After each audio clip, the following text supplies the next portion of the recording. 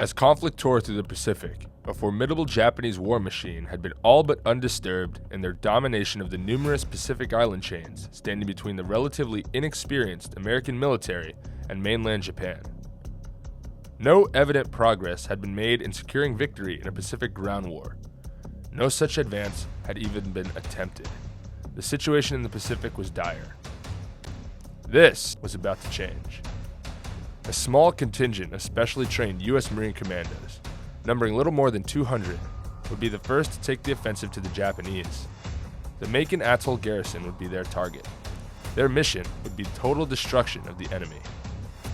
This group, known as the 2nd Marine Raider Battalion, would embark on their first combat mission in August of 1942, forever cementing their name in history. The man to lead the raid on Makin Island? Evans Carlson. Evans Fortis Carlson was born on 26 February 1896 in Sydney, New York. At age 16, he ran away from home, pursuing the adventure and service that would define the remainder of his adult life. He enlisted in the Army in 1910, serving in the Philippines and Hawaii.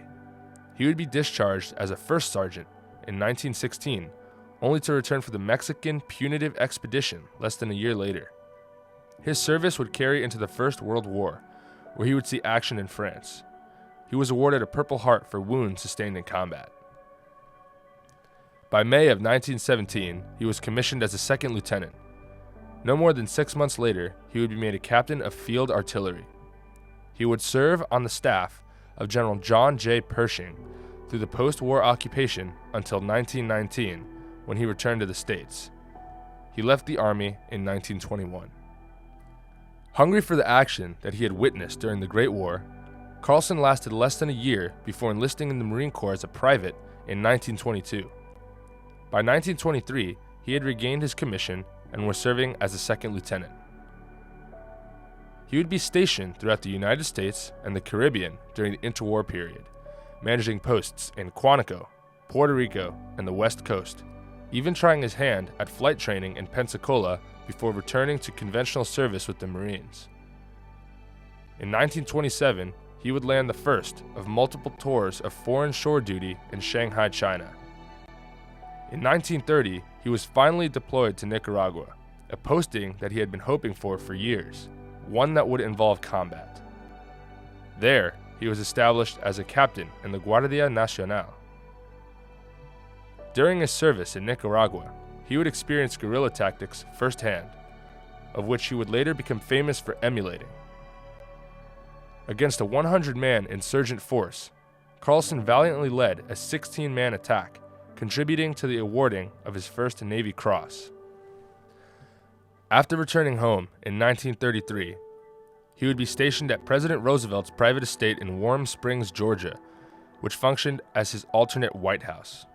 Here, he would build a close friendship with the president and his son, James, both of whom would be instrumental in the creation of the Marine Raiders nearly a decade later. Following this tour, Carlson once again returned to Shanghai and was shortly transferred to the Marine Detachment with the American Legation in Peiping. He would return stateside in 1936, studying international law and politics at George Washington University while stationed in Quantico. In 1937, Carlson made his final and most prolific return to China before the Second World War. His duties were to study Chinese and serve as a military observer, finding his way to the Chinese Communist Party's 8th Route Army, led by Mao Zedong. While living, marching, and fighting among the Chinese communists in their defensive against Japanese invaders, Carlson would get his first glimpse of Japanese military might, a foreshadowing of the conflict that he would find himself in only a few short years later. While serving in China, Carlson was particularly influenced by the guerrilla tactics of the 8th Route Army. He was intrigued by their ability to operate among rough terrain, disappearing in the rural landscape of the battle space, along with their ability to infiltrate enemy lines and wreak havoc upon their ranks. Carlson was deeply impressed by these tactics and the unified nature of the units, eager to put them into action himself. Carlson would adopt the motto of the Chinese industrial cooperatives he observed as his own, a phrase literally translated as industry, would later be interpreted as work together, work in harmony. Now, the phrase gung-ho is synonymous with extreme enthusiasm in warfare. While he resigned his commission in 1939 to pursue his studies of the threat of Japanese aggression in Asia, it would not be long before that threat would become all too close to home, drawing Evans Carlson back to service in the Marine Corps in 1941. Following the attack on Pearl Harbor and the thrusting of America into the Second World War, Carlson immediately petitioned for the creation of a unique commando-style unit. With the advocacy of the president's son and a close friend, Captain James Roosevelt, the unit was stood up. Carlson was placed in command of the 2nd Marine Raider Battalion, colloquially known as Carlson's Raiders. Captain Roosevelt would be second in command. The unit was strongly influenced by the British Royal Marine Commandos and the Chinese guerrillas that Carlson had spent the latter portion of the 1930s observing. This was directly reflected in the decentralization of command and relationship of mutual respect between officers and enlisted within the Raiders. The egalitarian nature of the Raiders strongly contrasted the relationship of subservience in the traditional ranks. The unit was an all-volunteer force comprised of strictly screened Marines, meeting the marks of high physical fitness and individual initiative. Carlson's Raiders would see their first taste of combat in the Pacific in late August of 1942. The raid on Makin Island would be the first true test of Carlson's brainchild. The Raiders deployed from 2 large submarines off the shore of the island atoll. In the early morning hours of August 17th, they would row ashore in rubber rafts, where they subsequently launched a violent push onto the island, eliminating a significant portion of the island's garrison. Despite rough ocean conditions and a complicated evacuation effort, the Marines slipped back into the surf aboard the submarines they had arrived in. The Raiders had done their job.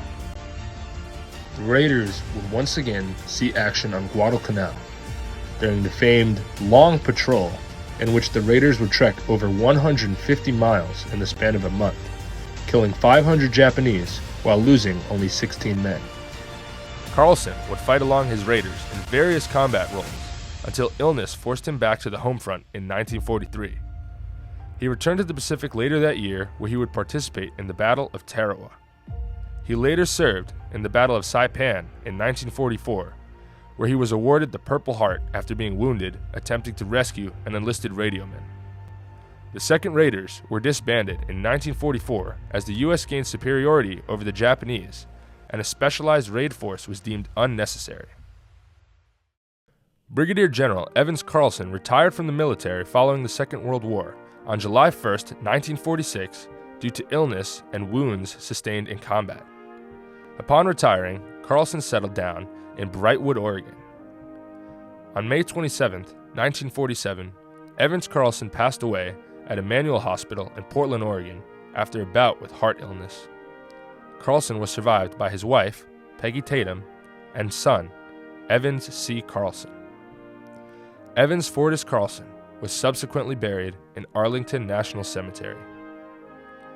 General Carlson became highly decorated throughout his career and made a permanent impact on the United States Marine Corps.